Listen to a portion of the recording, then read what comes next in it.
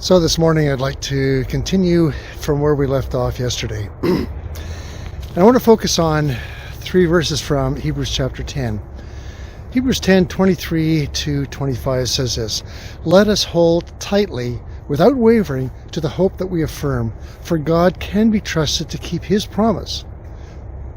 Let us think of the ways to motivate one another to acts of love and good works. And let us not neglect our meeting together as some people do, but encourage one another, especially now that the day of his return is drawing near." First of all, I'd like to focus on that first verse. Let us hold tightly, without wavering, to the hope we affirm, for God can be trusted to keep his promise. And I know that in the first day of this Advent series, we talked a little bit about what are we waiting for. And for some of us, it has to do with waiting for our children who have perhaps walked away from God or the church. And we're holding on to the promise of God that if we have trained up our children correctly and to love the Lord, that they will not depart from that, but will return. And so that's the promise that we're holding on to. And I hope that during this Advent season, that's something that we can continue to hold on with faith, that God can be trusted to keep his promise.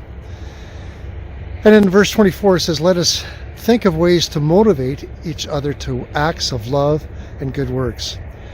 I don't think there's any more need in society, whether it be during a pandemic or at any other time, to be motivated to demonstrate acts of love and good works for each other, and in particular in our communities.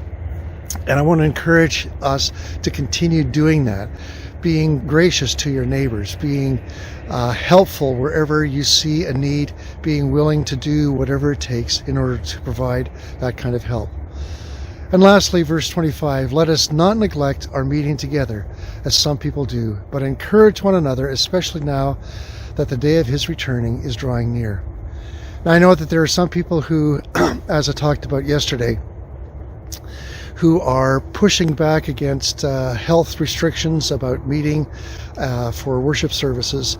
And some people are using this verse as the reason why we should push against that and continue to meet together. But you know what this verse doesn't say is gather together in a large community to worship God. It says meet together to encourage one another. We are meeting together. Our home group meets together on Thursday evenings, and we pray together. We encourage one another. We support one another.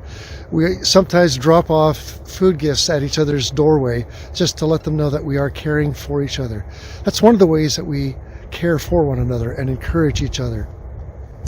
But during this Advent season, I think it's all the more that we demonstrate our care for one another by loving each other and holding tightly to what God teaches. You know that if God can be found lying in a manger, God can be found in your living room, in your car, wherever you happen to be, where 2 or 3 are gathered together. And if you're alone, if you're a single person, God can be found across a telephone line, across a video link. God can be found, and he can be trusted to help you in your day of need.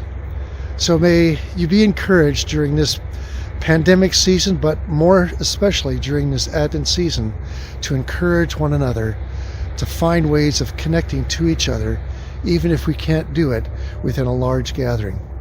God bless you, church. I know that you know his love for you. So be people who demonstrate that love for your neighbors and for the people you come in contact with wherever you go.